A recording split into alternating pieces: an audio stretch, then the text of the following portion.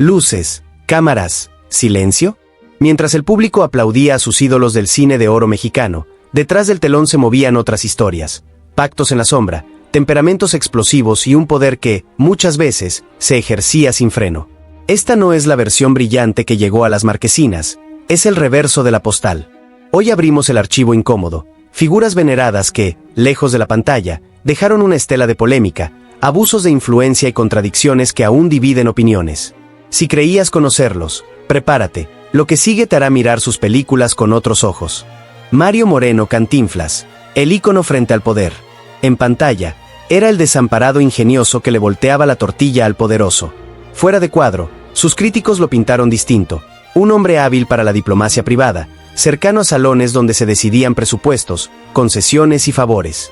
Durante años se le vio en banquetes discretos con políticos y empresarios influyentes. Quienes cuestionan esa faceta aseguran que la cercanía le abrió puertas y beneficios fiscales, mientras que proyectos independientes no contaron con el mismo entusiasmo de su parte salvo que hubiera una ganancia clara. La paradoja que señalan sus detractores, el paladín del pelado humilde habría tejido, en lo real, alianzas con aquello que sus personajes fustigaban. La tensión se hizo más visible en los años 60.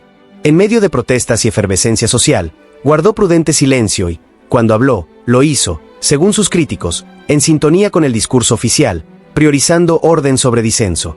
Para muchos admiradores fue un trago difícil, el héroe popular respaldando, al menos en apariencia, a quienes el pueblo cuestionaba.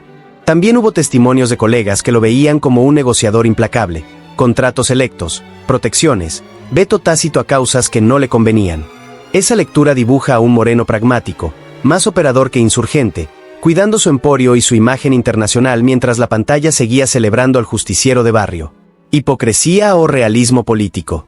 Sus defensores argumentan que mantener puentes con el poder le permitió financiar cine, proteger empleos y hacer carrera fuera de México. Sus críticos, en cambio, hablan de una máscara, el traje del humilde para el set y el traje del aliado para los salones. Entre una y otra versión late una certeza. Pocos artistas entendieron, y capitalizaron, el juego del poder como él. David Reynoso, la dureza que traspasó la pantalla. Su mirada férrea y su porte recio lo convirtieron en el rostro ideal de policías, soldados y villanos. David Reynoso se volvió un referente del cine de acción mexicano, un hombre cuya sola presencia imponía respeto en pantalla. Pero esa misma severidad que lo catapultó al éxito también lo acompañaba fuera de los reflectores, donde su temperamento desbordado sembró miedo, escándalos y enemistades. En los bares de la capital era habitual verlo rodeado de copas y de un ambiente denso. Bastaba una palabra fuera de lugar para que estallara en insultos o empujones. Un periodista lo supo en carne propia cuando, intentando entrevistarlo, recibió un desaire brutal. Reynoso lo apartó de un empujón y con voz cortante le lanzó: «Yo no pierdo el tiempo con sabandijas». La humillación fue pública, pero no excepcional. Su trato hacia la prensa rara vez estuvo teñido de cordialidad. Lo común eran desplantes, insultos o rechazos abiertos. Las riñas callejeras también marcaron su trayectoria. Un caso muy comentado fue la agresión a un taxista, a quien golpeó tras una discusión por la ruta. Los testigos vieron cómo su furia superaba cualquier límite. La nota apareció en los periódicos de nota roja, pero pronto desapareció misteriosamente, como tantas veces ocurrió con los escándalos de figuras protegidas por contactos políticos y productores influyentes. Su lado más oscuro, sin embargo, se dejaba sentir en la intimidad. Una expareja confesó que Reynoso tenía arranques de cólera tan violentos que ella debía encerrarse en habitaciones para resguardarse de él.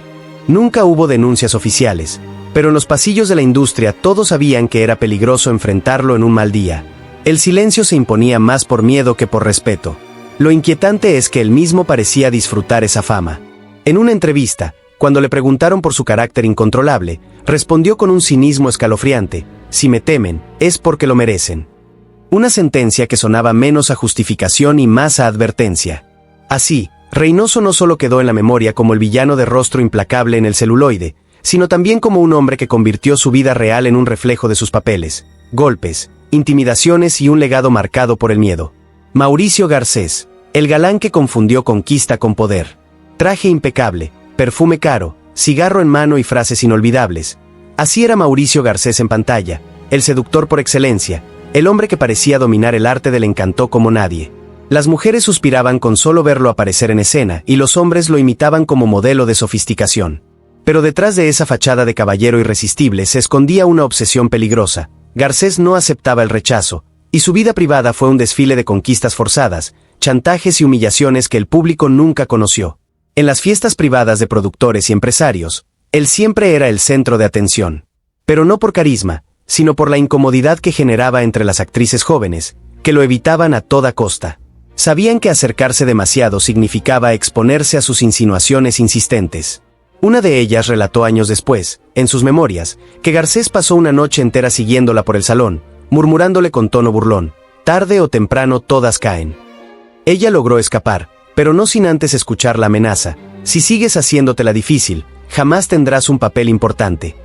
Lo que para muchos eran ocurrencias de galán, en realidad eran abusos disfrazados de seducción. En una entrevista de los años 70, soltó una frase que en su tiempo sonó graciosa, pero que hoy hiela la sangre: «Yo no conquisto, yo convenzo. No existe mujer que no tenga un precio». Lo que para algunos fue un chiste ligero, para quienes lo conocieron de cerca era la confesión de un hombre acostumbrado a obtener lo que deseaba a cualquier costo. Incluso sus amistades lo describían como alguien obsesivo. Un amigo cercano reveló que Garcés llevaba una libreta donde anotaba los nombres de cada mujer con la que había tenido un romance, o intentado tenerlo: actrices, modelos, secretarias de producción e incluso esposas de empresarios. Para él no eran personas, sino trofeos, una colección que alimentaba su ego. El público lo idolatraba como ícono del romance, pero las mujeres que lo trataron fuera del set lo recordaban con un sentimiento amargo, como alguien que confundió el poder con el derecho de poseer. Mauricio Garcés pasó a la historia como el eterno galán mexicano, pero en la sombra dejó una herencia de heridas, silencios y abusos que desdibujan la imagen encantadora que el cine quiso inmortalizar. Antonio Aguilar, el charro que imponía miedo en su propio hogar. Antonio Aguilar fue presentado al público como el charro noble, el héroe defensor de la familia y de las tradiciones mexicanas. En pantalla encarnaba al hombre recto, al símbolo del bien que cabalgaba con orgullo por los escenarios. Pero esa imagen intachable que México veneraba poco tenía que ver con lo que ocurría puertas adentro en su vida privada.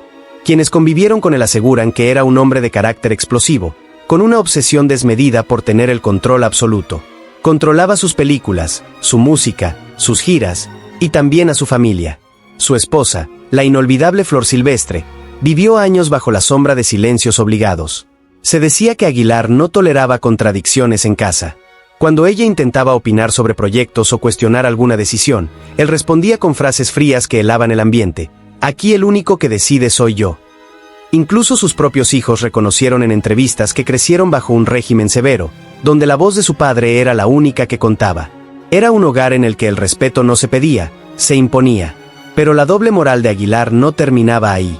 En los escenarios y entrevistas se mostraba como el guardián de los valores tradicionales, mientras que en la vida privada mantenía romances extramaritales con mujeres mucho más jóvenes. En las giras no era raro verlo acompañado por asistentes femeninas que, según los rumores, no estaban ahí solo por cuestiones laborales. Una de ellas confesó años más tarde que Aguilar llegó a decirle con frialdad: «Nadie te va a creer si hablas. Yo soy la imagen de México». Una advertencia disfrazada de certeza. En los palenques y espectáculos, esa faceta también salía a flote.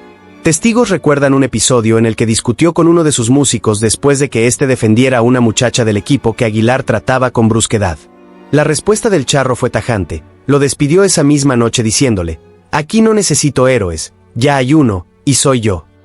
El músico jamás volvió a trabajar en el medio. Así, Antonio Aguilar quedó en la memoria colectiva como el charro más querido de México, el hombre que representaba la tradición y el orgullo nacional. Pero entre bambalinas, su figura proyectaba un modelo de miedo, obediencia y silencio que muchos prefirieron callar durante décadas. Pedro Armendáriz, el galán temido tras las cámaras. Pedro Armendáriz es recordado como uno de los grandes símbolos de masculinidad del cine de oro mexicano. Su voz grave, su porte imponente y esa mirada penetrante lo llevaron a triunfar en Hollywood y a consolidarse como uno de los galanes más respetados de su época. En pantalla encarnaba la valentía y la hombría. Sin embargo, fuera de las cámaras, esa misma fuerza se convertía en un carácter explosivo, controlador y muchas veces, aterrador. Actrices jóvenes de la época relataron que trabajar con él era una mezcla de admiración y miedo. Con frecuencia la citaba en su camerino bajo el pretexto de ensayar escenas, pero lo que iniciaba como un repaso de guión pronto se transformaba en presión psicológica y exigencias de obediencia absoluta. Una de ellas, cuyo nombre jamás se reveló por temor a represalias, confesó que Armendáriz llegó a tomarla del rostro con brusquedad, apretándole la mandíbula mientras la advertía en voz baja: nunca me vuelvas a fallar frente a nadie. Aquella experiencia la marcó de por vida, haciéndole comprender que enfrentarse a él era cerrarse todas las puertas de la industria. Pero no todas se quedaron calladas. Dolores del Río, una de las actrices más importantes del cine mexicano, fue de las pocas que se atrevió a desafiarlo públicamente. Testigos recuerdan un rodaje donde Armendáriz, furioso por un comentario, le señaló con el dedo frente a todos y le gritó: «Tú no me vas a decir cómo se hacen las cosas. Aquí mando yo». La producción entera quedó en silencio. Dolores, con toda la elegancia que la caracterizaba, respondió firme: «Ni aquí, ni en ningún lugar manda sobre mí». Fue uno de los escasos momentos en que alguien logró enfrentarlo cara a cara. Su temperamento no se limitaba a las mujeres. También con sus compañeros varones era implacable. Durante la filmación de La Perla, perdió la paciencia con un actor de reparto que olvidó una línea y lo empujó violentamente contra una pared. Emilio "el Indio" Fernández, director de la cinta, tuvo que intervenir, pero aún así terminó cediendo a los caprichos del actor. Ese poder de intimidación solo reforzó en Armendáriz la idea de que nadie se atrevería a ponerle un alto. Así, mientras el público lo veneraba como un héroe de la pantalla, entre bastidores Pedro Armendáriz era visto como un hombre de carácter indomable, cuyo respeto se confundía con miedo. Un galán que imponía su voluntad dentro y fuera del set, y cuya sombra de autoritarismo aún resuena en los pasillos de la historia del cine mexicano. Luis Aguilar, del charro simpático al hombre que no sabía controlarse. Luis Aguilar, conocido como el Gallo Giro, fue uno de los grandes ídolos del cine mexicano. Su voz potente, su sonrisa franca y su carisma natural lo convirtieron en el charro alegre que todos admiraban en pantalla. Representaba la picardía, la amistad y la gallardía del hombre de pueblo. Sin embargo, detrás de esa imagen luminosa, Aguilar escondía una vida marcada por excesos y un vicio que terminó destruyendo su reputación: el alcohol. Para el público, beber tequila era parte del personaje, casi un accesorio del charro que cantaba y reía. Pero en la vida real, la bebida se convirtió en una sombra que lo acompañaba a todas partes. En fiestas privadas era común verlo perder el control. Entre carcajadas que pronto se transformaban en insultos, Aguilar humillaba a colegas y provocaba peleas con desconocidos. Su temperamento se agudizaba con cada copa. Un productor de la época confesó en sus memorias que durante un rodaje tuvo que contratar seguridad extra, pues Aguilar llegaba ebrio a los sets y comenzaba discusiones con técnicos y actores. En otra ocasión, en una reunión en casa de Germán Valdés Tintán, testigos lo vieron interrumpir de manera grosera una conversación, lanzando críticas contra actores jóvenes a quienes llamó mediocres.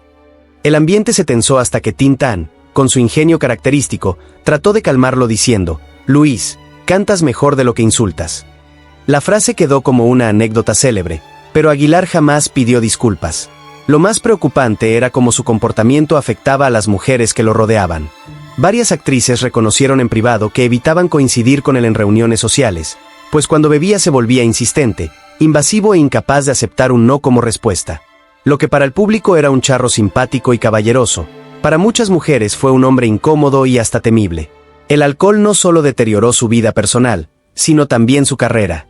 Con el tiempo, los excesos opacaron su talento y lo marcaron con un apodo doloroso: el borracho del cine. Una etiqueta que eclipsó en parte el legado artístico de un hombre que pudo haber sido recordado únicamente por su voz y su presencia en pantalla, pero que terminó cargando con la sombra de sus propios demonios. Arturo de Córdoba, el maestro de la manipulación. Arturo de Córdoba fue uno de los galanes más elegantes y sofisticados del cine de oro mexicano. Su porte impecable, su dicción clara y ese aire intelectual lo hicieron el favorito para interpretar a hombres atormentados, irresistibles y llenos de misterio. Frente a las cámaras era sinónimo de refinamiento, de magnetismo, de talento. Pero tras esa imagen perfecta se escondía un hombre que sabía utilizar esa misma intensidad para manipular a quienes lo rodeaban. Era famoso por su capacidad de envolver a cualquiera con palabras. Con un tono grave y convincente, lograba que directores perdonaran retrasos, que productores cedieran a sus caprichos e incluso que le aumentaran su sueldo sin mayores justificaciones. Un veterano camarógrafo relató una anécdota reveladora. En una filmación, Arturo llegó con 2 horas de retraso. El director, molesto, lo enfrentó, pero de Córdoba respondió con una sonrisa: «El tiempo sin mí es tiempo perdido». La producción, lejos de sancionarlo, terminó ajustando el horario para complacerlo. Esa era la fuerza de su personalidad. En lo sentimental, su lado oscuro se mostraba con crudeza. Se decía que jugaba con las emociones de las mujeres, las convencía de que eran indispensables para él y luego, con frialdad, las dejaba cuando ya no le servían. Una actriz de reparto confesó entre lágrimas que tras meses de relación secreta, él le dijo sin remordimiento: «No te confundas, tú solo eras un ensayo». Esa frase la marcaría de por vida. Su magnetismo también lo utilizaba con amigos y conocidos. En reuniones privadas presumía que nunca pagaba una cuenta porque, según él, la elegancia se cobra sola. Era tal su poder de persuasión que pocos se atrevían a contradecirlo. Así, Arturo de Córdoba se convirtió en un maestro de la manipulación. Para el público fue el hombre refinado y culto, el actor brillante que interpretaba a personajes complejos. Pero entre quienes lo conocieron de cerca quedó la imagen de un hombre calculador, capaz de convertir la admiración en sumisión, dejando tras de sí mujeres heridas, amistades rotas y una fama secreta de ser uno de los más despreciables del cine mexicano. Joaquín Pardavé, el cómico entrañable que traicionaba en silencio. Para el público, Joaquín Pardavé era el rostro bonachón del cine de oro. Un actor cómico, entrañable, capaz de arrancar carcajadas y también lágrimas con sus interpretaciones. Muchos lo recuerdan como ese hombre noble y alegre que llenaba de vida cada escena. Sin embargo, tras esa fachada se escondía un personaje mucho menos amable, un hombre calculador que no dudaba en aprovecharse de la confianza de amigos y colegas para beneficio propio. En los pasillos de los estudios Churubusco se murmuraba que era un experto en pedir favores que jamás devolvía. Jóvenes actores que lo admiraban terminaban cediendo dinero o trabajo a cambio de promesas que nunca se cumplían. Técnicos de producción contaban que en una ocasión convenció a un guionista novel de cederle parte de un libreto bajo la promesa de compartir créditos. Pero cuando la película se estrenó, el nombre de Joaquín brillaba en letras grandes, mientras que el del joven escritor ni siquiera aparecía en pantalla. La misma historia se repitió con Germán Valdés, Tintán, quien lo acusó de haberse apropiado de una idea para una comedia musical. Testigos relatan que, lejos de disculparse, Pardavé respondió con arrogancia: «El que sabe hacer reír soy yo, no tú. Así que la idea ya tenía dueño desde antes de que la pensaras». La sala quedó helada y la amistad entre ambos jamás se recuperó. Pero sus engaños no se limitaban al trabajo. En su vida personal también manipulaba a quienes lo rodeaban. Una actriz de la época confesó que Pardavé le pidió ayuda económica, asegurando que estaba enfermo y necesitaba salvar su vida. Conmovida, ella le entregó una fuerte suma.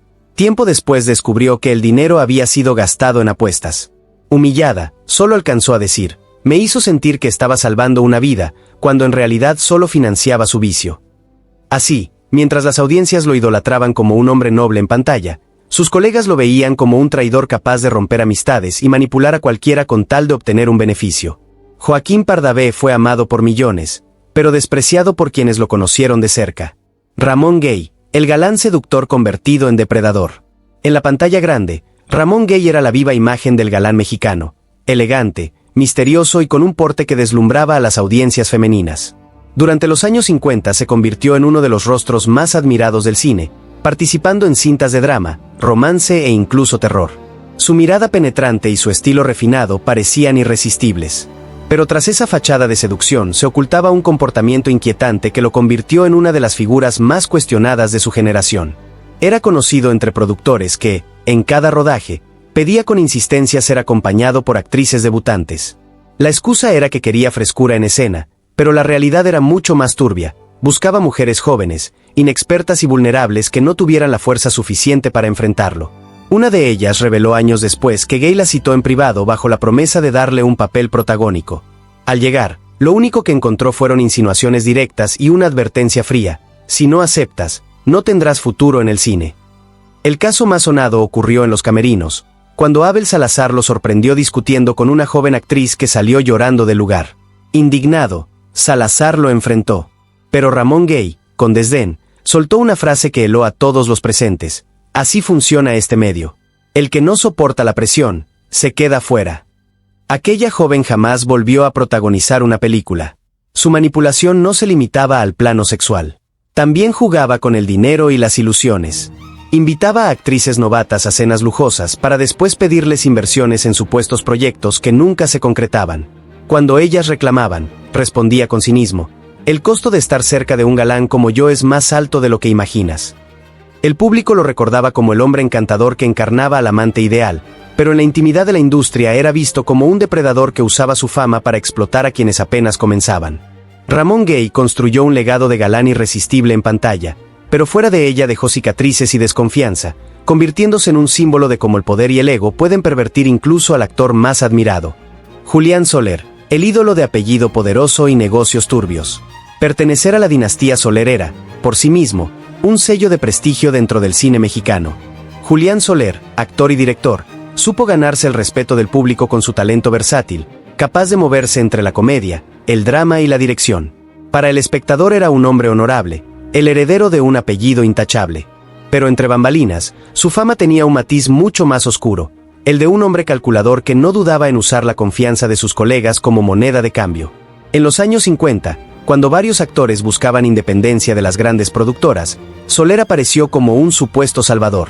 Prometía asociaciones, proyectos compartidos y películas que darían libertad artística.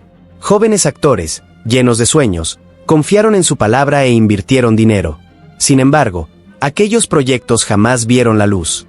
Cuando pedían explicaciones, él respondía con evasivas, o peor aún, con frases altaneras que demostraban su cinismo. Una de las más recordadas: el que invierte en mí, gana, aunque no lo entienda todavía. El episodio más famoso ocurrió cuando el actor Rafael Valedón lo confrontó públicamente por un dinero que había puesto en una producción fantasma. Según testigos, Julián simplemente encendió un cigarro y, con una calma helada, le dijo: «Así es este negocio. Los ingenuos pagan para que los listos ganemos». La frase corrió como pólvora entre pasillos, manchando de forma irreversible su reputación entre colegas. Tampoco se detenía ante los más vulnerables. Extras, maquillistas y técnicos denunciaban en privado que ajustaba pagos a su conveniencia, quedándose con parte de los presupuestos destinados a ellos. Pero nadie se atrevía a levantar la voz. Su apellido y sus conexiones lo protegían de cualquier consecuencia. Lo irónico es que en el cine solía interpretar hombres justos, personajes honorables que defendían causas nobles. Pero en la vida real era lo contrario, alguien que utilizaba el peso de su apellido para enriquecerse a costa de los demás. Así, Julián Soler pasó a la historia como un gran actor y director, sí, pero también como un empresario del cine al que muchos, en privado, calificaban como traidor y corrupto. Un hombre que manchó con sus actos la grandeza de un apellido respetado. Manolo Fábregas, el señor teatro y sus secretos silenciados. Para el público, Manolo Fábregas fue sinónimo de elegancia y refinamiento. Con su porte impecable, su voz educada y su profesionalismo incuestionable, se convirtió en uno de los galanes más queridos del cine y del teatro mexicano. Lo llamaban el señor teatro, un título que parecía describirlo a la perfección. Pero tras esa fachada de distinción se ocultaba un entramado de rumores, secretos y silencios cómplices que nunca llegaron a los titulares. En los círculos privados del espectáculo, Fábregas tenía fama de aprovechar su estatus de estrella para mantener relaciones secretas con aspirantes al medio artístico. Actrices jóvenes y debutantes eran las más vulnerables. Varias de ellas, en confidencia, contaron que les prometía abrirles puertas en el teatro y el cine, pero a cambio de favores que poco tenían que ver con su talento. Una de estas mujeres, años después, relató entre lágrimas las palabras que le susurró una noche: «El escenario será tuyo, si primero me perteneces a mí». En una ocasión, la máscara de discreción casi se derrumba. Ignacio López Tarso, compañero y amigo, entró sin previo aviso a un camerino y lo encontró en una situación comprometedora con una actriz que apenas daba sus primeros pasos. Molesto, López Tarso lo enfrentó. Pero Fábregas, lejos de disculparse, respondió con frialdad y cinismo: «Esto no es abuso, es parte del aprendizaje». La joven salió del lugar llorando y jamás volvió a trabajar con él. ¿Cómo logró que estas historias nunca salieran a la luz? La respuesta estaba en sus conexiones. Su cercanía con dueños de teatros, críticos influyentes y directores de revistas lo blindaba de cualquier escándalo. Las notas incómodas desaparecían misteriosamente de los periódicos, las fotografías comprometedoras eran compradas antes de publicarse y cualquier intento de denuncia quedaba reducido a un susurro apagado. Así, mientras el público lo recordaba como un hombre de cultura y disciplina, tras bastidores Manolo Fábregas utilizaba el prestigio y la admiración como herramientas de control. Transformó la devoción de sus seguidores en un escudo que lo protegió durante años de acusaciones que el cine de oro nunca quiso mostrar. Un ídolo en el escenario, pero un hombre cuestionado en la sombra. Ramón Novarro, el galán refinado que murió entre sombras. Ramón Novarro fue uno de los primeros mexicanos en conquistar Hollywood. Con su porte distinguido, su aire aristocrático y una mirada que imponía respeto, se convirtió en el caballero refinado por excelencia, un galán que parecía hecho a la medida de los dramas y romances de la gran pantalla. Cuando regresó a México, Buscó mantener esa imagen de elegancia y prestigio, pero lo que ocultaba en su vida privada terminaría escribiendo uno de los capítulos más macabros de la historia del cine. Novarro llevaba una doble vida. En público, proyectaba el ideal del hombre culto y sofisticado. En privado, vivía con el peso de tener que esconder su homosexualidad en una época en que ser descubierto significaba el fin de una carrera y a menudo, el desprecio social. Esa represión lo empujó a refugiarse en la vida nocturna, en ambientes cargados de alcohol, drogas y compañías peligrosas. Se decía que confiaba demasiado en desconocidos, convencido de que con dinero podía comprar lealtad, respeto, incluso afecto. El 30 de octubre de 1968, su historia llegó a un desenlace aterrador. Ramón Novarro fue hallado brutalmente asesinado en su propia casa de Hollywood. El escenario parecía salido de una película de terror. Había sido torturado y golpeado hasta morir. Los responsables, dos jóvenes a quienes había invitado aquella noche, aseguraron que buscaban un supuesto tesoro escondido en la mansión, convencidos por un rumor que aseguraba que el actor guardaba una fortuna en efectivo. La noticia estremeció al mundo. El galán admirado en pantalla había muerto de la forma más cruel e inhumana.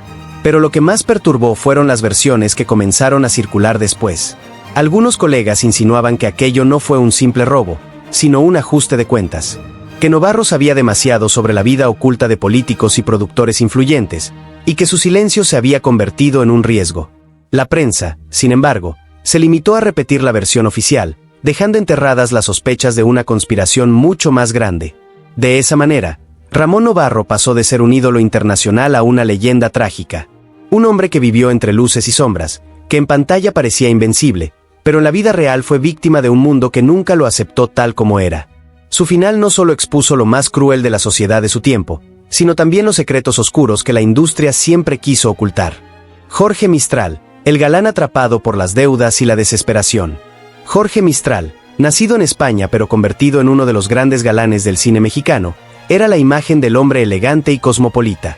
Con su porte extranjero, mirada intensa y voz profunda, conquistó a las audiencias en los años 50, protagonizando historias de amor y drama que parecían hechas a su medida. Para el público, era el símbolo del romanticismo en pantalla, pero detrás de esa fachada había un secreto que lo consumía, una vida marcada por las deudas, las apuestas y la desesperación. Su estilo de vida no correspondía con lo que realmente ganaba. Vestía trajes finos, conducía autos de lujo y frecuentaba los clubes más exclusivos, pero todo aquello tenía un costo que superaba con creces los ingresos de cualquier actor en México.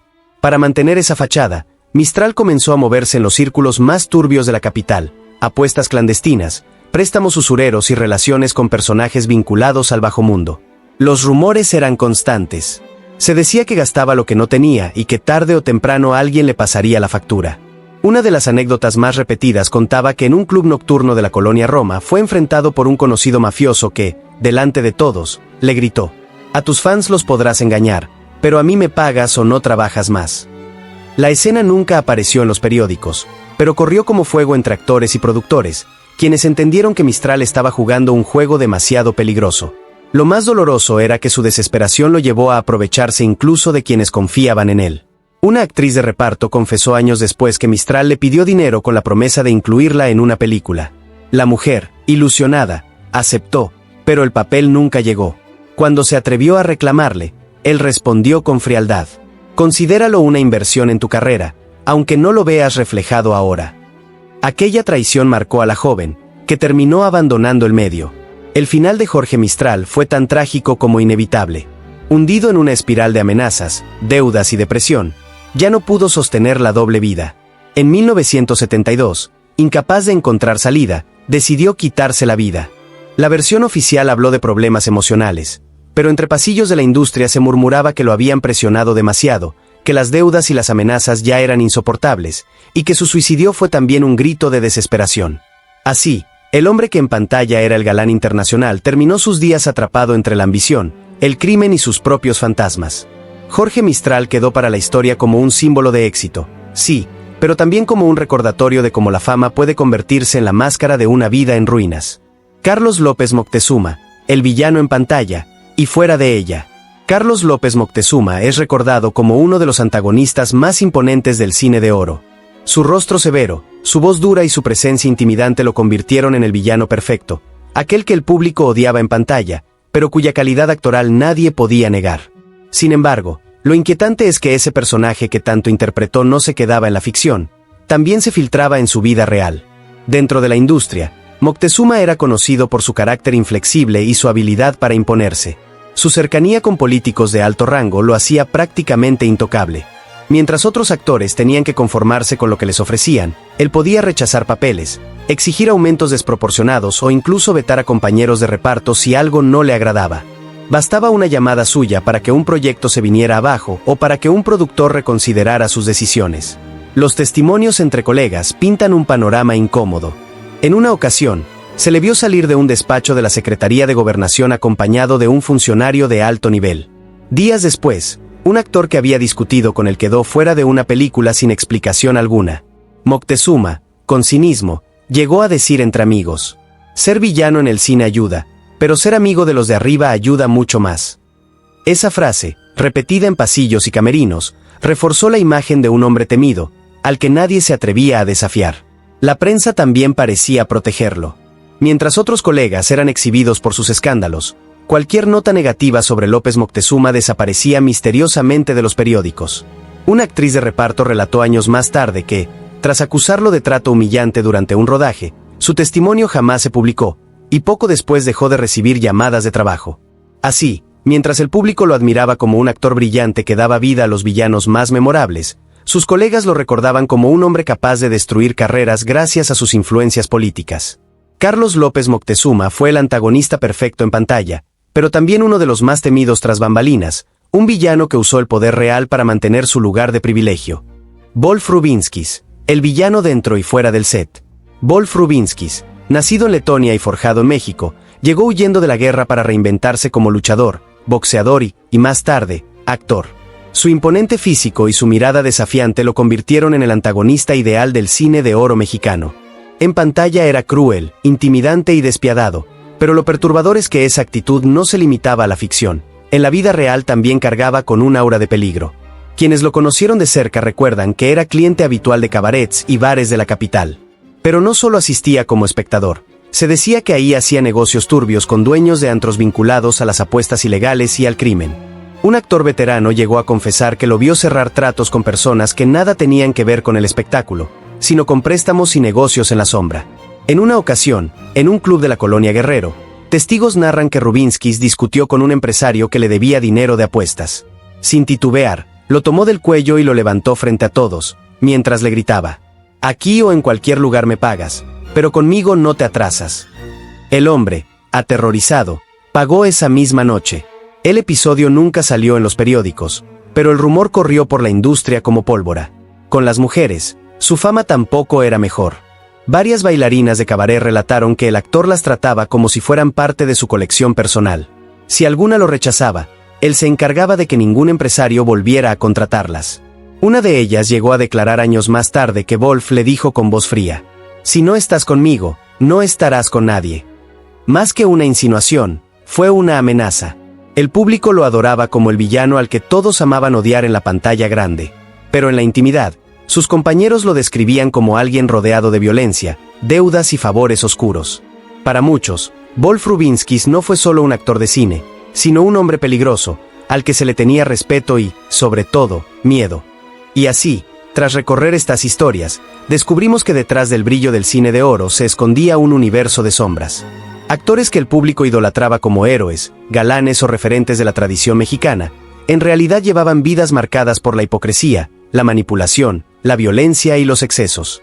Cantinflas, que en pantalla defendía al humilde, en la vida real cenaba con presidentes y negociaba privilegios. David Reynoso, que interpretaba a villanos, terminó siendo uno en la vida real. Mauricio Garcés, seductor en el cine, acosador en la intimidad. Antonio Aguilar, símbolo de familia y valores, pero déspota en su hogar. Pedro Armendáriz, el galán recio que intimidaba a actrices y compañeros. Luis Aguilar, el charro alegre, consumido por el alcohol y la violencia. Arturo de Córdoba, maestro de la manipulación. Joaquín Pardavé, ídolo cómico en pantalla, traidor con sus amigos. Ramón Gay, galán misterioso que usaba a las debutantes. Julián Soler, que convirtió su apellido en un negocio turbio. Manolo Fábregas, que usaba su prestigio para encubrir abusos. Ramón Novarro, atrapado entre secretos y un final sangriento. Jorge Mistral, arrastrado por las deudas hasta la desesperación. Carlos López Moctezuma, el villano de la pantalla y de la industria. Y Wolf Rubinsky, el antagonista imponente que fuera de cámaras inspiraba miedo real. Todos ellos representan el lado oculto del espectáculo, un mundo donde el poder, el dinero y la fama eran máscaras que escondían realidades perturbadoras. Historias que nos recuerdan que la gloria no siempre es sinónimo de grandeza, y que la idolatría puede ocultar verdades que nadie se atreve a contar. Hoy, el tiempo lo sigue recordando, algunos como leyendas, otros como advertencias. Porque al final, detrás de la sonrisa, el aplauso y los reflectores, siempre hay un precio que pagar. Ahora te pregunto a ti, ¿cuál de estas historias te impactó más? ¿Crees que el público debería seguir venerando a estos ídolos o es momento de mirar la verdad de frente? Déjanos tu opinión en los comentarios, suscríbete al canal y acompáñanos en los próximos episodios, donde seguiremos destapando los secretos más oscuros del cine de oro mexicano.